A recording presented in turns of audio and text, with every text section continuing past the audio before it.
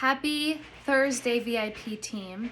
I know that everyone has a really busy schedule, and these power hours are meant for you to come and ask questions and for us to talk about a certain topic. I'm usually going to pick a topic that I am getting a lot of questions about. So if you ever have questions, text me, post on Facebook. I'm always available. I'm getting a lot of questions about macros, and I know everyone has gone through the 6-week round, but sometimes when we're doing something, we sort of forget about the basics. So a lot of people are wanting to track macros now, and with the new app, it's making it really easy. And macros are something that can take practice to track, but it's definitely worth it. When you're tracking macros, you're actually seeing what's in the food that you eat, and you learn to be a little bit more intentional about what you are eating. And it's just really interesting to see what foods have what macros, and maybe you don't know that, or maybe you do, but also it's a way to see how your body is reacting to those macros that you're eating and those foods that you're eating. And that's why I think it's interesting. Tracking is not, it's not a one size fits all. So there's different percentages, which I can work with you on. And it's also not forever, because once you get accustomed to tracking, then you know what your body needs and what you can eat. In the app, it does automatically give you the macro cycle days that we are doing in the faster way. So Monday, Tuesday, low carb, Friday, low macro, which is 25% less of every macro, and then regular macro days. As you know, every month we change up the macro cycle. It's intentional with the exercise that we're doing to continue making our body burn most effective fat, and then also just be effective with our bodies, just our bodies being a well-oiled machine. Remember, food is fuel. And I want you to know also about something that's really important is the mindset around food. I don't want you ever to feel deprivation as though you can't eat anything, even if it has gluten, even if it has dairy, even if it is processed. If we put that on ourselves of depriving us of certain foods, then we're gonna want them even more. So I don't want you to ever feel as though you have to deprive yourself of food. And one of the things I wanted to talk about, if you are, so good during the week, and that sort of philosophy, I'm on it, I'm tracking perfectly during the week, and then it comes the weekend, that's when you'll see a lot of people, or you will tend to want, you'll have different cravings, you want to binge. So definitely incorporate some of those treats, some of those foods into your daily life so that you make it a lifestyle. I know yesterday for me, I ordered pizza for my kids, and I had a piece of pizza. And that was totally fine. I put it in my app and just thought about that. There are days also where you're gonna be over on your macros, or you're gonna be under. 5 to 10% is okay, and more than that, you're just learning. We are not robots. We are not gonna be perfect every day. So I want you to know that from the get-go. So let's talk about macros. So having macros together are just the macronutrients that make up all the food that we eat. So you've got carbs, protein, and fat. And having all of three of those at every meal, whether it's a snack or a meal all together, is so beneficial for you. It helps with even your blood sugar. It helps you get the nutrients out of the food. It helps you have more energy, and it prevents cravings later. So we want to be able to have all of those at this meal. Let's start out with carbs. Carbs and fiber, super important. Carbs are our primary energy source, and we need carbs just like we need fiber. If you're having trouble hitting that 20 grams of fiber, 25 grams of fiber, think about adding simple things like nuts, seeds, avocado, raspberries are really high. So add some of those things. Fiber helps with our digestive system, and fiber also helps us feel full. Carbs, there's two types of carbs that we have. We have simple carbs, which are made up of sugars, a lot of processed food. Those are simple carbs because those go into our bloodstream quickly, and we get the energy, they're sort of in and out. And that's why if you're eating a lot of simple carbs, you will get the blood sugar crash. You'll get that high and you'll get that low. Like you probably see maybe your kids doing it when they eat a piece of cake, because that's all simple carbs. It doesn't mean you can't have it. It's just if you're going to eat one of those simple carbs, have it with something else. Add a fat and a protein to that as well. And then you won't see that blood sugar spike. Why is blood sugar spiking bad? Well, what happens is you've got a lot of, your blood sugar is high in your blood, and you see that high and that crash. And what that crash is going to do, it's going to later, you're not going to feel full, and you're going to crave more of those simple carbs later. So again, it's not that you can't eat them, it's just, think about, be intentional when you are eating them. Complex carbs are more of what I really want you to focus on. Real whole carbs, meaning sweet potatoes, quinoa, fruits, veggies, those are all carbs. Some of the foods, I know I eat them too. Gluten-free things, if you are gluten-free. So gluten-free bread, gluten-free pastas, gluten-free crackers. Those are great, but have those sparingly. You don't want that to be your primary source of carbs, because again, those are processed carbs. If you want to see if something is a good carb, look at it. And if there are 10 grams of carbs per 1 gram of fiber, that's going to be a better carb for you. So even some of those processed foods, look at those and take a look at those. Protein, protein is the king, the queen macro. You need to be hitting at least 100 grams a day. If you want to do more and you want to work up to more, it's 1 gram per pound of body weight. So if you weigh 120 pounds, you should be eating 120 grams of protein. If you want to build muscle, you need protein. That's where your muscles get it from. If you want to maintain your muscles, you need to eat protein. Muscles are such a expensive thing on your body because you have to eat in order to maintain them. Fat is important too. Fat keeps you full, keeps you satiated, and also helps even out your hormones. If you want to know how much you should be eating of each, if you have your macro goals, you want to divide it by the number of meals that you have in a day and then a snack. So if you're trying to reach 100 grams of protein a day, maybe try to get between 25 and 30 grams of protein at each meal. And that way you will be able to get to your 100. So take your carb goal, divide it by 3, take your fat goal, divide it by 3. A good rule of thumb is looking at your hand. If you look at your palm, that's about 3 ounces. That's 3 ounces of fish, 3 ounces of meat, which is about 25 to 30 grams. So if you're going out to a restaurant, all you need to do is bring your hand. You've got your palm of protein. You've got your fist of carbs. This is half a cup. So you can have rice, quinoa, all those type of things about your fist. And your thumb is a tablespoon. So 1 to 2 tablespoons of fat at each meal is a really good rule of thumb to do that. So you've got your palm, you've got your fist, you've got your finger. So that's all you need. The other macro, they say the 4th macronutrient is alcohol. We get a lot of questions about alcohol, and when you're tracking, it's really, really interesting to see how your body reacts to alcohol, and then also how you track alcohol. So basically, alcohol has no nutrients in it, so you're basically drinking nothing. And what your body does is it will process that alcohol over anything else in your body first. So your body is using up that energy to process the alcohol instead of the awesome salad that you ate or piece of salmon. So you want to think about that. I definitely drink, but I am intentional with my drinking. And a way to track it is you take the number of calories of that alcohol, so whatever that is, divided by 4. And that's how you would track it as carbs. If you want to track it as fat, you would take the total calories in that alcohol and divide it by 9. And that's what you would get for your fat grams if you were tracking it properly.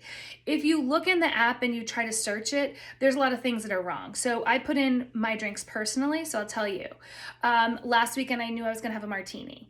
And a martini is 32 grams of carbs. It's basically just 2 shots of vodka. That's how I tracked it. So if you do vodka sodas, it's about 32 grams of carbs, 14 grams of fat.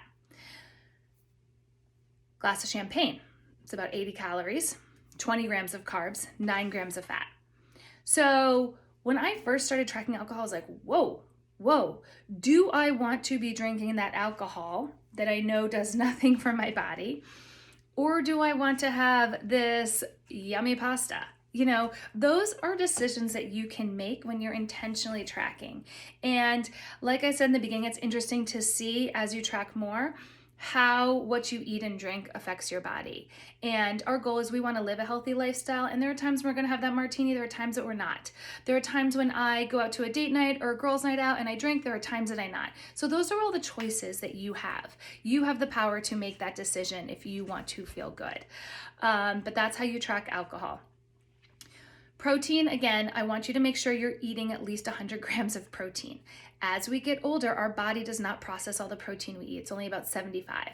So if you're eating 100 grams of protein, you're only getting really 75 grams, and you need a lot. So make sure every meal, macro balance plate, you are getting protein. Focus on that protein. I know sometimes at the end of the day, if you are off maybe 20 grams of protein, what I would recommend is make a simple shake. Put some almond milk in it, put some water, and then just have that protein powder.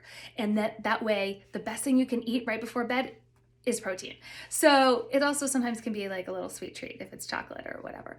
So you want to make sure you're getting your protein. When you are tracking your macros, if you have questions about the percentages, let me know, because when you did your 6-week round, you started out at 45% carbs, 25% protein, and 30 grams of fat. So it's 45, 25, 30. That's where we start everybody. As we head into VIP and we understand our bodies and are listening to our bodies a little bit more, we change it to 40, 30, 30, which are less carbs, more protein, same fat. So if we can also do custom ones for you depending on how you feel. Every body is different, but we won't know how you feel eating the macros unless you track for at least 2 weeks. 2 weeks of solid tracking, and I mean every BLT. What's a BLT? A BLT is every bite, lick, and taste. And I know I hadn't tracked in a while since my 6-week round, but I just did it again. I'm doing it since the new year. And it was hard for me to put in that piece of pizza yesterday, but I did it. It was hard for me to put in that martini, but I did it. I had a bite of my kid's croissant the other day, and I looked up croissant. I did that because, again, if you are really wanting to hit some goals, whether it's fat loss or muscle gain, we need to know what you're eating. I need to know what is going in your body so that we can see how to make changes, and if we need to, if we don't want to. Sometimes on low carb days, people love low carb days, people don't like low carb days. So if you are starting to track and be intentional with what you're eating, those low carb days are going to be higher fat. Some bodies are take an adjustment to get used to fat. So think about how you're feeling on those days. Low carb days, as you know, we're depleting our glycogen because we're not eating as many carbs. Focus your carbs Monday, Tuesday on fruits and vegetables. Therefore, carbs is our first energy source. So if in the absence of carbs, glucose, our body will burn fat. Our body will look to fat to burn, to use as energy. So that's what's happening on a low carb day. If your percentages of macros are off for carbs, your body, and you're not burning them as energy, your body will store those carbs as fat. So think about that. It all goes into what you're eating, how you're eating, and when you're eating it. I also want to say, even though if you're intermittent fasting 12 hours, 16, whatever you're doing that is working for you 14 hours, make sure you're getting enough food in that fasting window. The intermittent fasting window is not, the feeding window is not meant to be a diet. You really need to make sure that you are getting enough food in that fasting window. And if you are having trouble getting that 3 meals and a snack in, then open up your window. I would rather see you eat more food of what you need than eat less food. So if starting at noon is not working for you, let's start at 10, let's start at 8. There's a lot of different factors for your intermittent fasting window, depending on your lifestyle, your family, if you eat meals with your family, and it takes some adjustment. I know for me, that 3:00 meal took a long time for me to get into the habit of eating it, because it's really easy to forget about it. So make sure that you're eating enough. And again, I want to say, if you're not eating, living a lifestyle during the week and then you see yourself binging on the weekends, whether it's alcohol or sweets or, whatever you're doing, then let's talk about your week. Let's talk about how we can break up your week. Also, when you're eating, if you're not eating enough, your metabolism is going to slow down. And we definitely don't want that to happen, because you can get metabolic damage. If you're eating under 1,000 calories, your metabolism is going to decrease. And your metabolism is how you process food. We want our metabolism to be super healthy and process our food efficiently. And if you're not eating enough, that does not happen. Your metabolism goes down, and we don't want that. Metabolism is what it does is it converts the food that you're eating to energy. So we want that metabolism to be really efficient, taking in all that good food and being able to process the carbs, fat, protein to where they need to go in your body. If you are eating less than 1,000 calories, your resting metabolic rate will go down. And what that is the number of calories. There's a certain number of calories that we need just to function in a day. All of ours are different. It could be 1,000 calories, it could be 2,000 calories. It is what our body is always working, whether we're sleeping, whether we're working out, if we're just watching TV, our body is still working. So by eating less, you are lowering that resting metabolic rate. So your body is getting used to resting at less calories. Your metabolism is going down, and therefore it's not efficient. When you're eating less than 1,000 calories, which you should never do, that's not sustainable. You will have zero energy. So by bringing your resting metabolic rate down, as soon as you actually eat like a normal person that you need to for energy, you're gonna gain weight. So you want to be able to have enough calories to sustain your lifestyle and to be able to working out. So that's really, it's important to be eating enough calories, be eating enough macros for your body when you are resting and when you're doing a lot of activity. I talked about tracking. And the other thing I want to talk about is insulin resistance. So what that is you have insulin resistance when your body eats carbs and it doesn't convert that food to energy. That's something called insulin resistance. That happens when you are not working out, when you're stressed, when you're eating processed foods. But everything that we do in the faster way prevents that if you're doing that. But if you're noticing you're a lot more sensitive to some of the carbs than normal that you're eating, definitely talk to me and we can talk about that and get that back up and see what you're doing. So that is everything that I want to talk to you about macros. There's so much here, but I believe this healthy lifestyle, at the base of it, is food. If you're not doing anything but focusing on your food and that's all you have the ability to do, you will see a difference. If you have certain goals this year that you want to hit, and you want to talk about food with me and you want to talk about macros, want to track macros, definitely let me know. So any questions, let me know. I am here for you and I'm here to support you. And if tracking macros seems daunting, then let's start slow. Maybe you track one day. Maybe you just track your protein. Let's start slow. I know just trying to do everything at one time doesn't always work for everybody. We can start small habits and then we can build upon those. So I know you can do it and you are totally worth it. So I'm thinking about you and I hope you have an awesome day. Bye.